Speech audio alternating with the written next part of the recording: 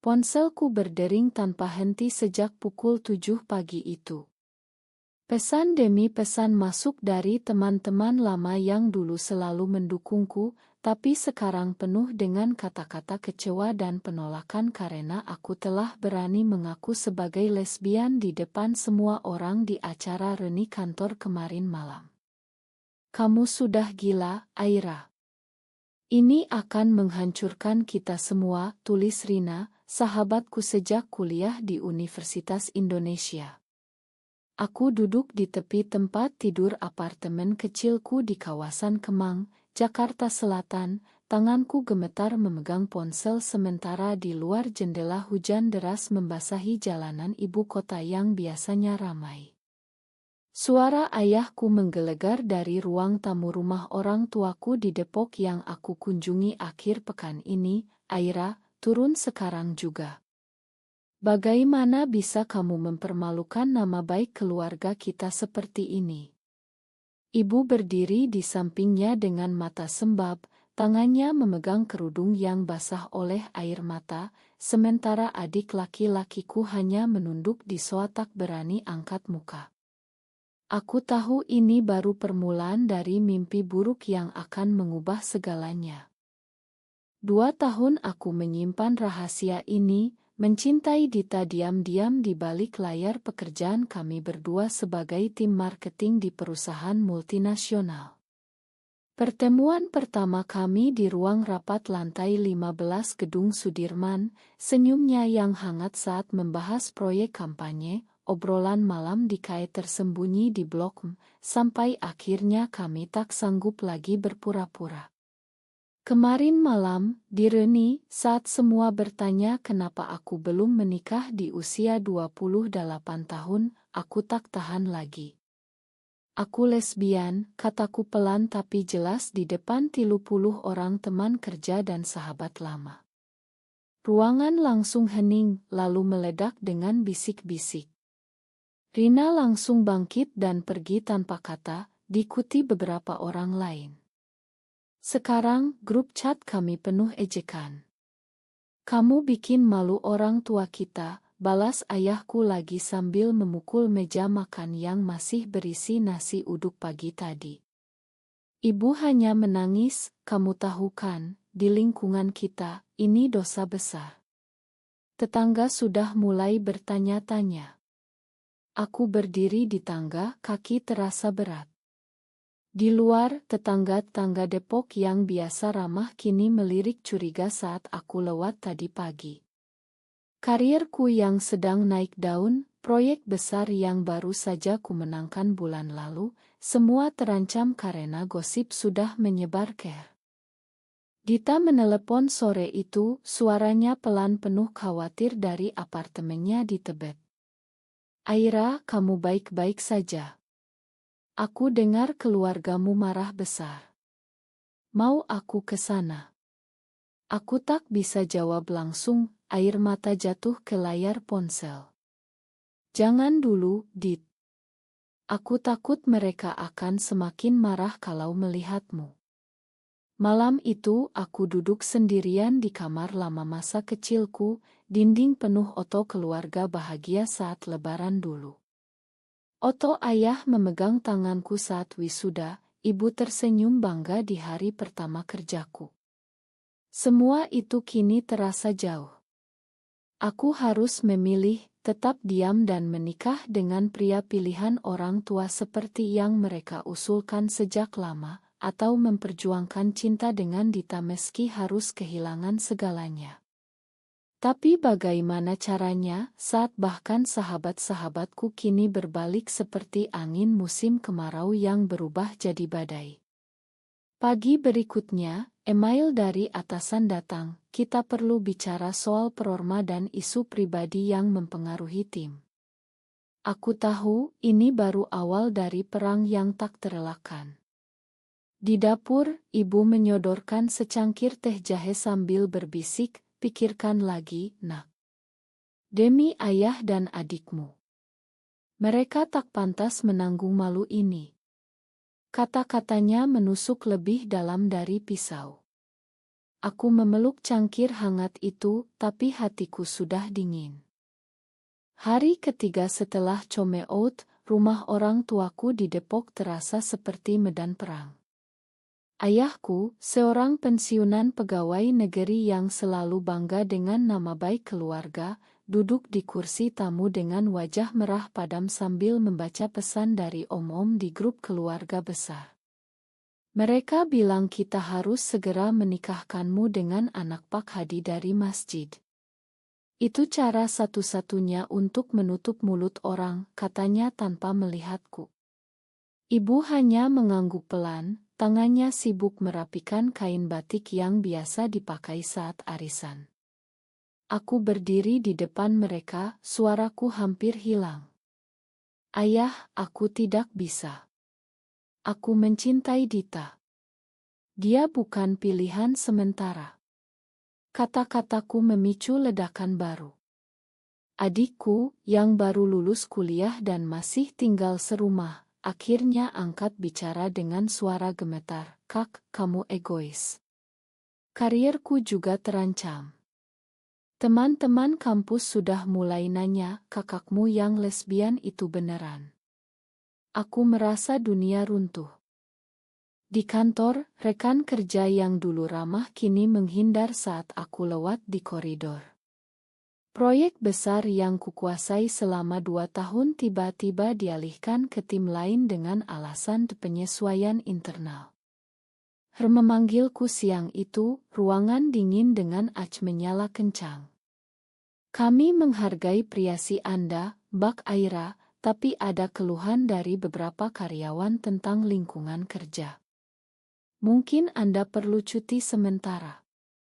Aku pulang dengan surat peringatan di tangan. Malam harinya, Rina yang dulu selalu curhat padaku tentang pacarnya kini mengirim pesan panjang di grup kecil kami. Aku tak bisa lagi berteman denganmu. Orang tuaku melarang. Kamu sudah beda sekarang.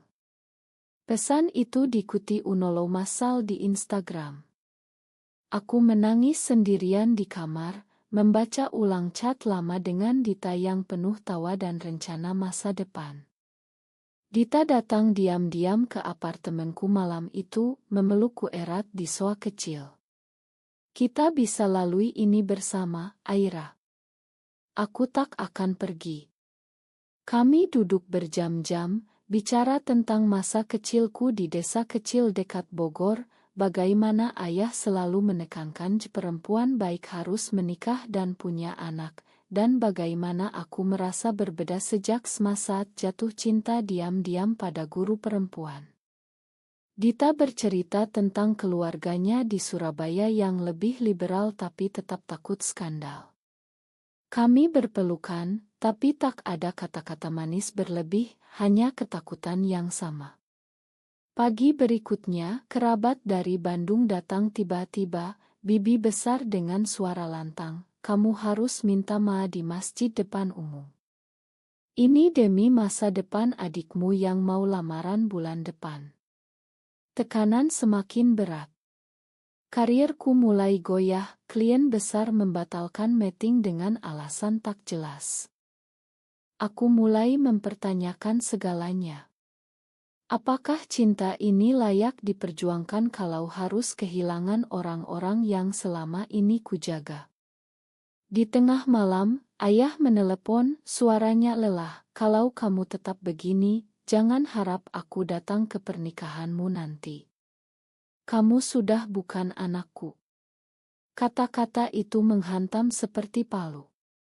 Aku menutup telepon, menatap langit-langit kamar yang gelap. Besok, aku harus menghadapi meeting penting di kantor yang mungkin menjadi akhir dari segalanya. Teman-teman lama yang dulu liburan bareng ke Bali kini mengirim meme ejekan di story mereka. Pengkhianatan ini terasa lebih sakit dari yang kubayangkan. Minggu berikutnya, tekanan semakin mencekik. Aku cuti paksa dari kantor karena isu kesehatan yang sebenarnya hanya alasan untuk menghindari gosip. Di rumah Depok, ibu mulai mengatur pertemuan dengan calon suami pilihan keluarga, seorang pengusaha muda dari Bekasi. Dia baik, beragama, dan keluarganya kaya. Kamu bisa hidup tenang, kata ibu sambil menyajikan sate ayam buatannya. Aku menolak mentah-mentah, tapi ayah langsung memukul meja lagi. Kamu tidak punya pilihan. Ini demi nama baik kita. Adikku diam-diam mengirim pesan, Kak, tolong pikirkan aku juga. Aku malu ke kampus sekarang.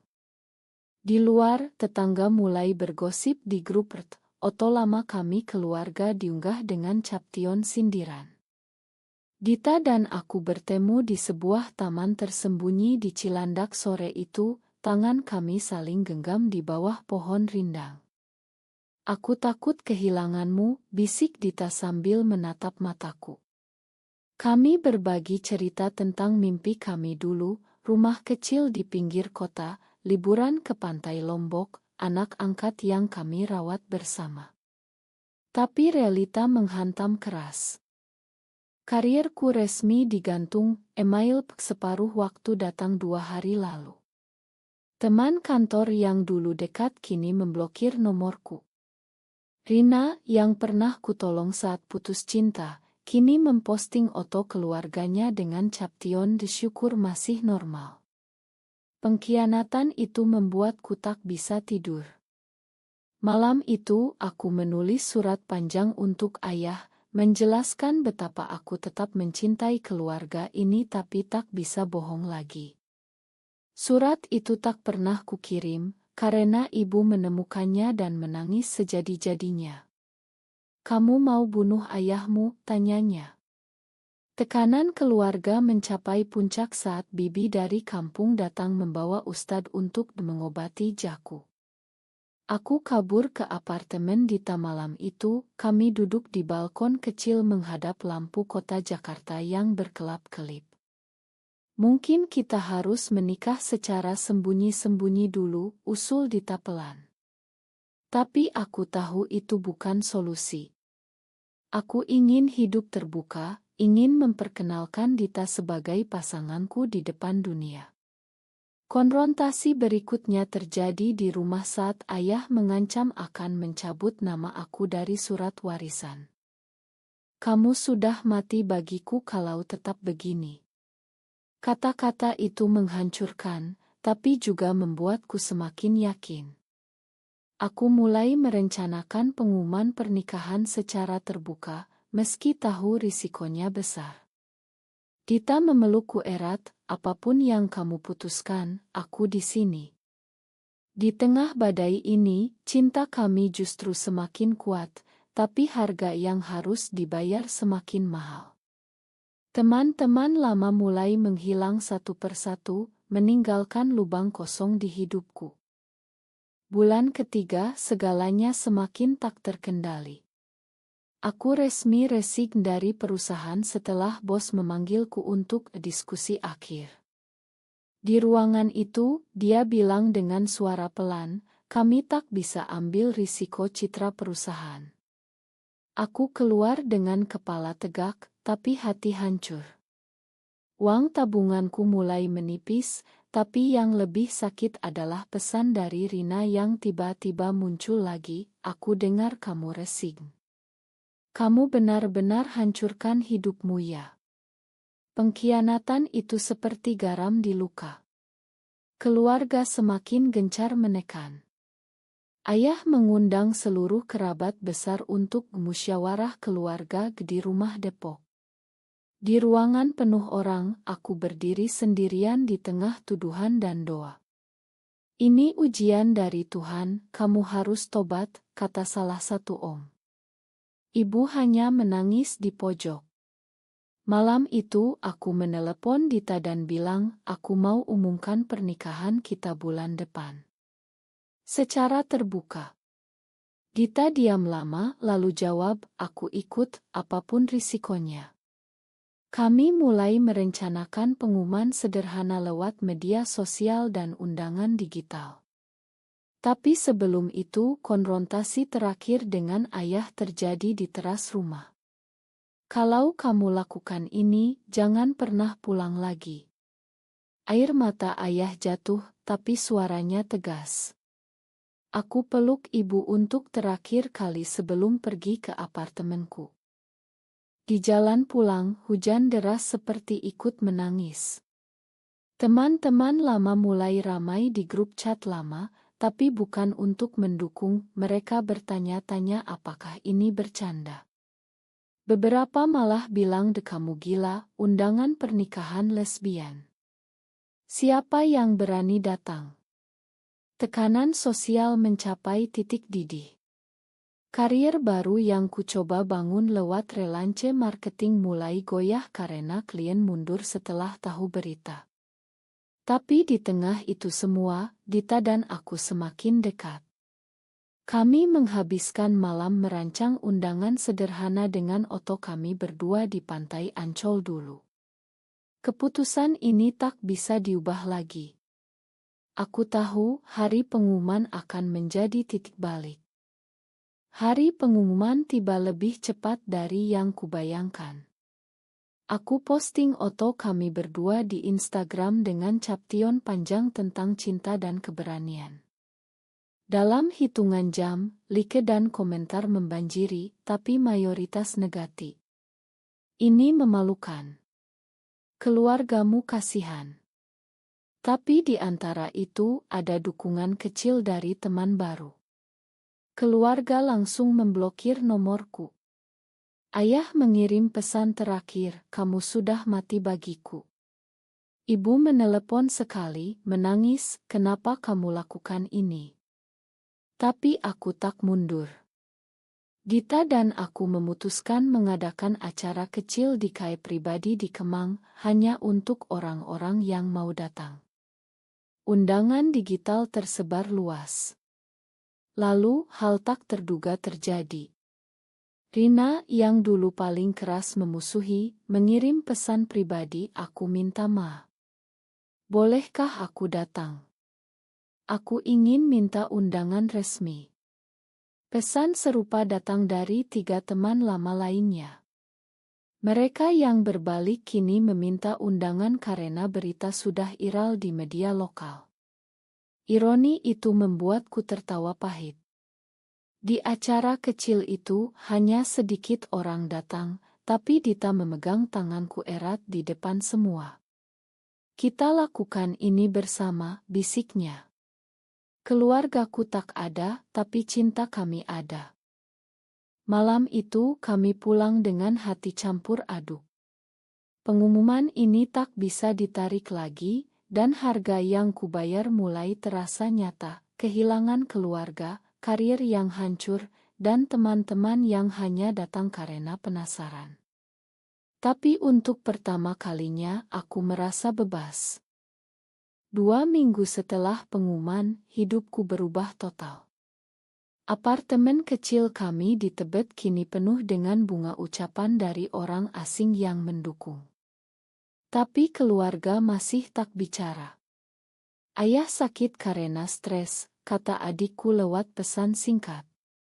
Rina dan teman-teman lama yang dulu membenci kini ramai meminta undangan isik untuk acara pernikahan resmi.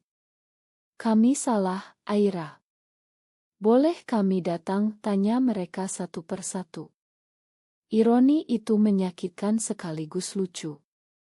Aku memilih tak mengundang mereka. Keputusan ini tak bisa diubah. Kami menikah secara simbolis di pantai kecil dekat Anyer, hanya dengan segelintir sahabat baru dan keluarga Dita yang mau hadir. Tak ada pesta besar, hanya janji di bawah matahari terbenam. Saat kembali ke Jakarta, berita sudah menyebar ke kampung halaman orang tuaku. Tetangga bergosip, kerabat menjauh. Karierku benar-benar berakhir di perusahaan lama, tapi aku mulai bangun usaha kecil konsultasi marketing online yang perlahan tumbuh dari dukungan komunitas. Dita tetap di sampingku, pekerjaannya juga terdampak tapi kami saling kuat. Suatu malam, ibu datang diam-diam ke apartemen, memelukku sambil menangis. Ayah masih marah, tapi aku rindu. Itu cukup untuk saat ini. Aku tahu harga kebenaran ini mahal, kehilangan nama baik, karir stabil, dan sebagian keluarga. Tapi aku tak menyesal. Di tengah malam Jakarta yang ramai, aku memandang Dita yang tertidur di sampingku dan tersenyum. Keputusan ini tak bisa diulang. Apakah saya benar memilih mengungkapkan pernikahan dengan Dita meski harus kehilangan segalanya, atau salah?